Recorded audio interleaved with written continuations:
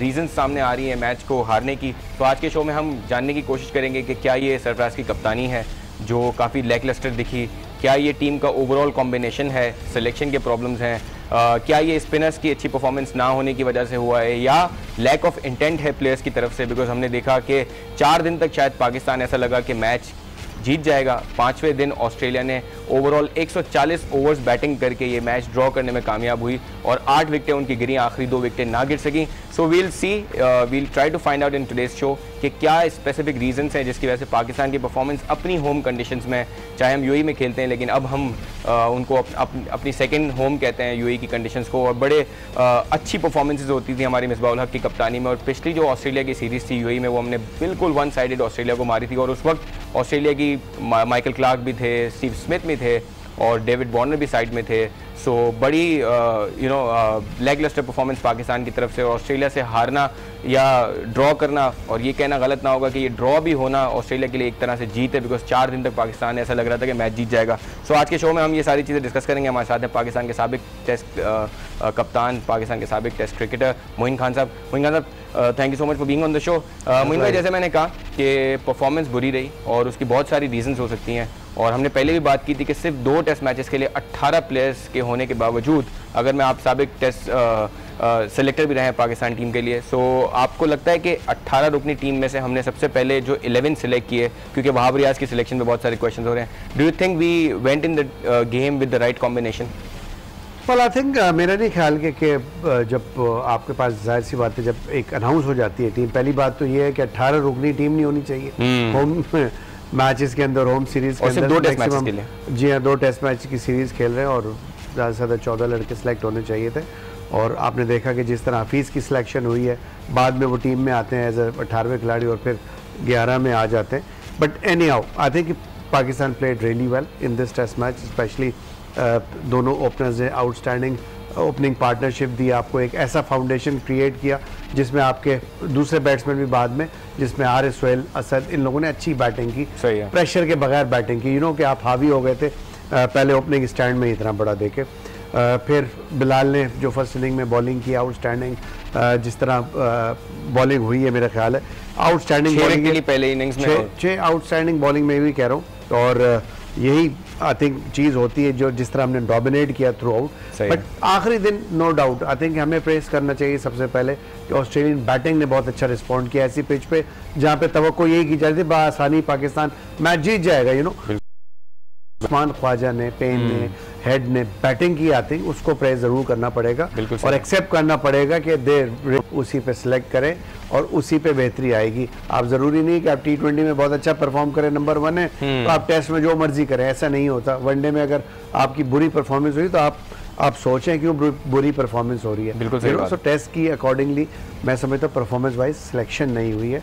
अगर ये सिलेक्शन होती तो बड़ा इम्पैक्ट, बहुत से लड़के ऐसे बगैर खेले बाहर हो गए। उस्मान सलाउद्दीन को आप घुमाते फिराते रहे, उनको नहीं खिलाते। फिर बीच में शान मसूद जैसे क्रिकेटर हमने देखे जिन्होंने डोमेस्टिक में अच्छा परफॉर्म किया, वो भी टीम से बाहर हुए। समी असलम जैसे टैलेंटेड क्रिकेटर टीम से बाहर हैं। तो आप कभी एक तो तरफ लेके आते हैं इनको करीब टीम के बीइंग यंगस्टर और फिर गायब कर देते हैं। फ़खर जमान का मेरा नहीं ख्याल कि as an opener test cricket में उनकी ऐसी टेक्निक है कि वो आए। बट अब चूंकि इमाम अनफिट हो गए, यहाँ पे आपको एक ओपनर इन करना पड़ेगा या आपको अजहर अली को ओपन कराना पड़ेगा। मोइन खान साहब, अजहर अली पे भी डिटेल में बात करेंगे एक ब्रेक के बाद, क्योंकि उनकी भी परफॉर्मेंस काफी लैकलस्टर रही है। 80 बॉलों पे वो 10 रन कर रहे हैं और मतलब डिफिकल्ट, वो फंस रहे हैं और दिख रहा है कि वो स्ट्रगल कर रहे हैं। सो उन पे भी बात करते हैं और स्पेशली हमारे व्यूअर्स जानना चाहेंगे कि सरफराज पे मोइन खान साहब क्या कमेंट्स देते हैं। तो सरफराज पे बड़ी डिटेल में बात करेंगे, उनकी परफॉर्मेंस के बारे में बात करेंगे एक छोटे से ब्रेक के बाद। Stay with us on Behind the wicket.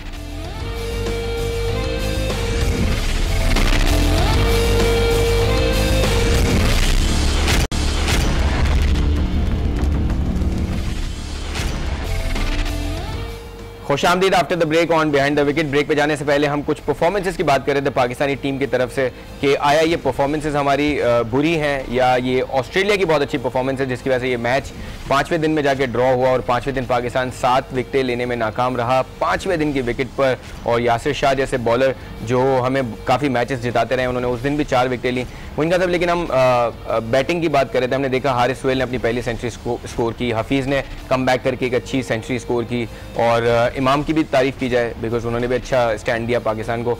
Azhar Ali काफ़ी ऑफ कलर दिखे हमें, और इंग्लैंड में भी उनकी परफॉर्मेंसेस काफ़ी क्वेश्चनेबल थी।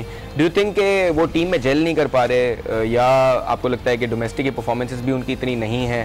Do you think is under lot of pressure? और ऑफ कोर्स जब देखें किसी से रन नहीं हो रहे थे सीनियर प्लेयर से, तो नेचुरली प्रेशर तो बिल्डअप होता है, और फिर जब आप एक ही फॉर्मेट के अंदर जब आ जाएं तो आपके ऊपर और ज़्यादा प्रेशर हो जाता है, बिकॉज कि आपके पास वही मतलब एक फॉर्मेट में होंगे तो फिर तो आप पे प्रेशर कम होना चाहिए ना, बिकॉज आप एक ही तरह की क्रिकेट नहीं मुश्किल होता है, होता है। आप किसी भी फॉर्मेट एक सिर्फ फॉर्मेट में खेल रहे हैं, आपने तो अपनी वर्थ प्रूव करनी है, उसमें भी परफॉर्म नहीं करे तो आप बाहर ही है ना फिर तो। अच्छा हाँ, आपके पास चांस नहीं है किसी और चांस नहीं है ना दूसरे, तो आपको परफॉर्म करना है इन एनी केस, क्योंकि आप परफॉर्म करेंगे तो आप दूसरे फॉर्मेट्स में भी आ सकते हैं ना।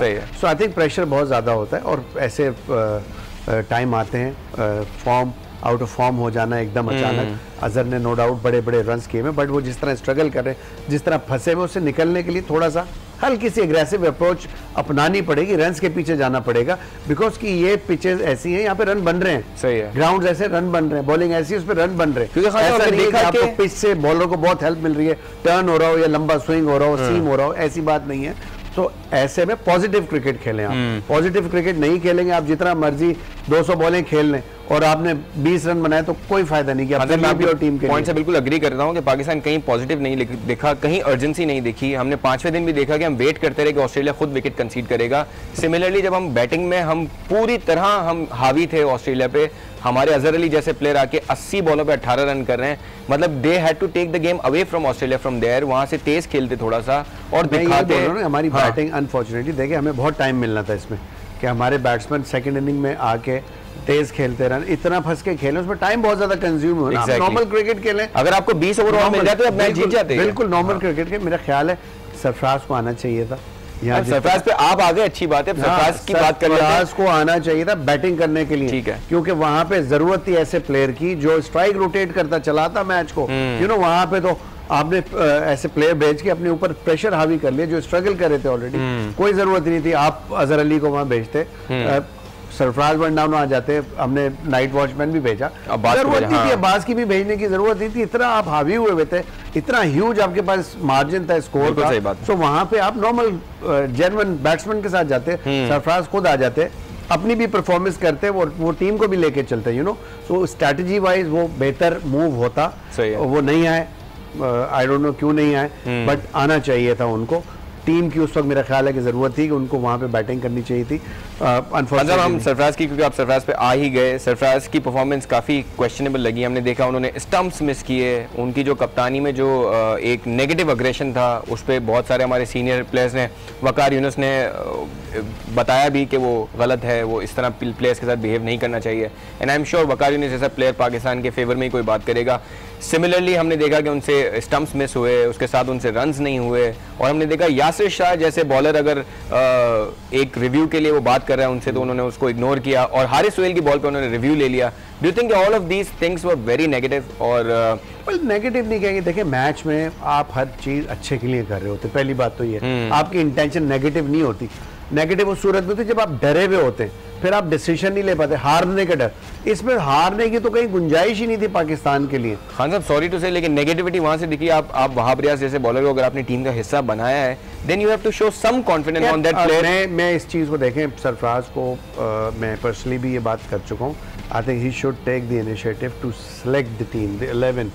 इवन बहुत ज्यादा इन्फ्लुएंस अभी तक चल रहा है मिकी आर्थर का। Even the selection committee Mickey Arthur के ऊपर डिपेंड कर रही है।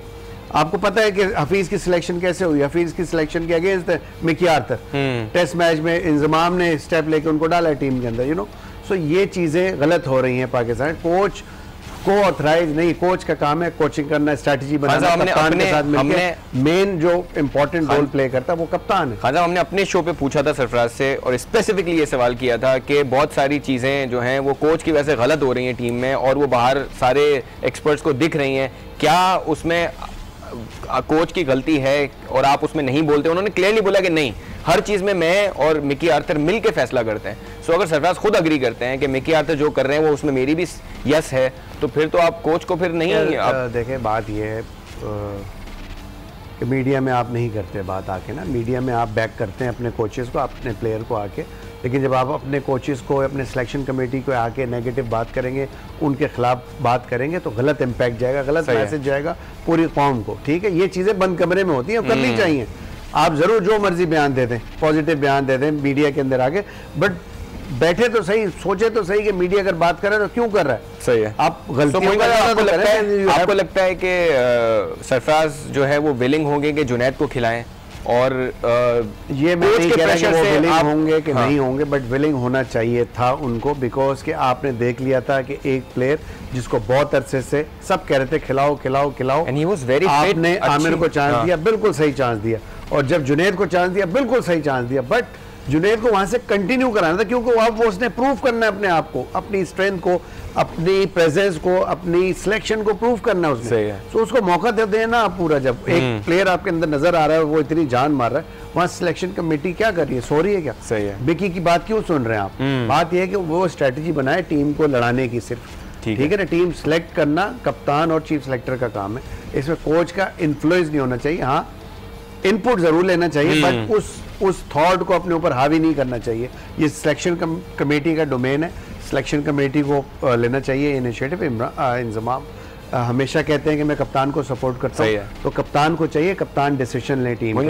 अभी मुझे लग रहा है कि वो डिसीजन नहीं ले रहे शायद। हमारे जो ऑलराउंडर हैं, one of the greatest allrounders Abdul Razzaq साहब से किसी प्लेयर ने पूछा कि अगर आप सरफराज होते इस टेस्ट मैच के हारने के बाद, तो आप सबसे पहले क्या करते? अब्दुल रज़ाक ने बोला, मैं सबसे पहले मिकी आर्थर को फायर करवाता। सो इस एक्सटेंट तक मिकी आर्थर का वो है इन्फ्लुएंस है जो नेगेटिवली बात ये है। देखें, मैं बोल रहा हूँ मिकी आर्थर ने अभी कोचिंग कर रहा है, उसका टेन्योर खत्म होगा, उसने वापस चला जाना है। बिल्कुल सही बात। तो आप अपनी बात करें, अपने लोगों की बात सुने। अपने लोग मींस जो चीफ सिलेक्टर, जिसने खुद क्रिकेट खेली है, इस सिचुएशन में खेला। मिकी ने तो क्रिकेट ही नहीं खेली हुई ना, पहली बात तो ये। लेकिन वो जितना जीतते आ रहे हैं, जिन टीमों के खिलाफ जीतते आ रहे हैं, आईसीसी चैंपियंस ट्रॉफी भी जीत के, देखे एक चीज क्रिएट हो गई कि बहुत कंट्रीब्यूशन हो गया, प्लेयर्स का कंट्रीब्यूशन होता है, ठीक है, कोचिंग का एक हद तक होता है। इस लेवल के ऊपर तो आपने परफॉर्म ही करना है ना। वेरी ट्रू, परफॉर्म ही करना। परफॉर्म नहीं करे तो आप टीम से बाहर हो जाते हैं। हाँ साहब, लेकिन द प्रॉब्लम इज के neither the selector nor the captain is coming out and saying कि यार ये जो हमारे कोच है उनकी तरफ से ये प्रॉब्लम हो रहा है। लेकिन आप सही कह रहे हैं कि आप मीडिया पे आके नहीं कह सकते, लेकिन सर बातें नहीं, आप एथिकली भी बाउंड होते हैं, और देन सेंट्रल कॉन्ट्रैक्ट के भी कुछ क्लॉजेस हैं जिसको आपने प्रोफेशनली, बिल्कुल ठीक है, मैं कह रहा हूँ कोई गलत बात नहीं। आप कह रहे हैं मीडिया, बट बंद कमरे में जरूर आप अपने आप को स्क्रूटनी करें ना अपनी, क्या गलती हो रही है। अच्छा मुंगा साहब, वो आप इंटरनली करें, जो मर्जी करें भाई, उसको बोलें आप चुप करें, मैं देख रहा हूँ, मैं कर रहा हूँ, ब्लेम मेरे ऊपर आता है, क्रेडिट मेरे ऊपर आता है, तो मैं क्यों आपको मौका दूं, यू नो। हाँ साहब, ये बताएं कि बहुत सारे लोग ये भी कह रहे हैं कि Sarfaraz looked under lot of pressure, और वो बहुत सारी दिख रहा था, DRS जिस तरह हमने यूज़ किया, होती हैं गलतियाँ, उसमें सबसे ही होती हैं, लेकिन जब आप अंडर प्रेशर होती हैं तो ज़्यादा गलतियाँ होती हैं।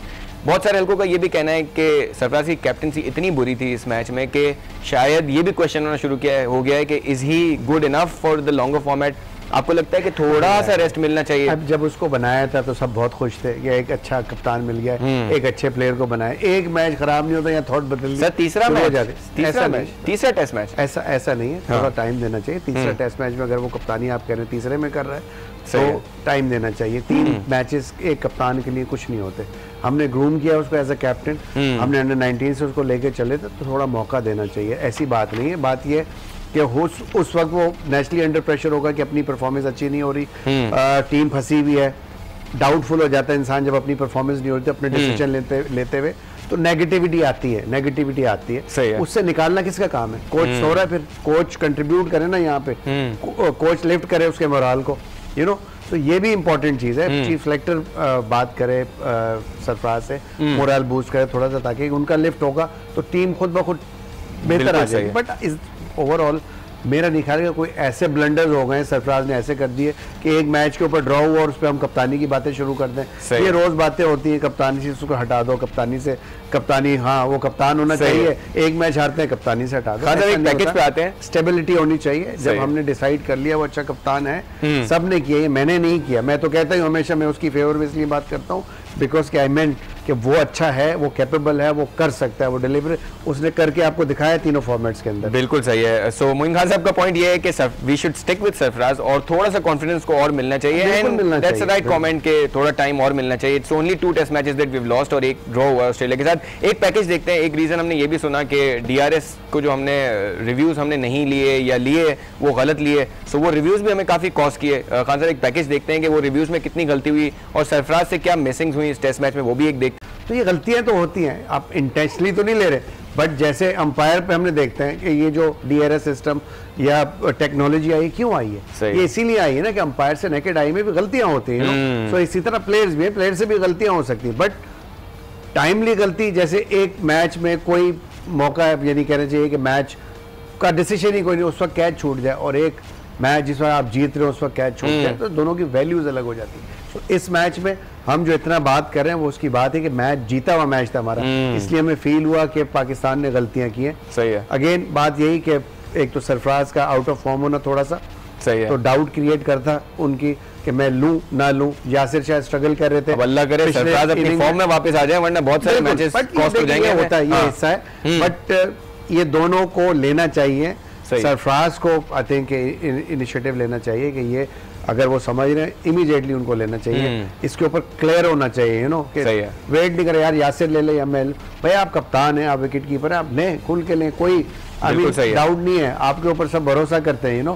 तो आपकी इंटेंशंस पे बिल्कुल क्लैरिटी है लोगों के माइंड में, सो कॉन्फिडेंटली लेना चाहिए। इस पॉइंट पे हम एक ब्रेक पे जाएंगे, वापस आएंगे, हम अब्बास की परफॉर्मेंस पे और हारिस सुहेल की परफॉर्मेंस पे जरूर बात करेंगे। दोनों ने बहुत अच्छी परफॉर्मेंस दी और अब्बास ने जिस तरह अच्छी बॉलिंग कराई, हमें कोई मोहम्मद आसिफ की झलक दिखी, तो उस पर भी बात करेंगे। खान साहब का पॉइंट ऑफ व्यू लेंगे कि क्या वाकई वो अच्छे बॉलर बन गए, उनको शॉर्टर फॉर्मेट भी होना चाहिए, इस पर बात करेंगे एक ब्रेक के बाद। Stay with us.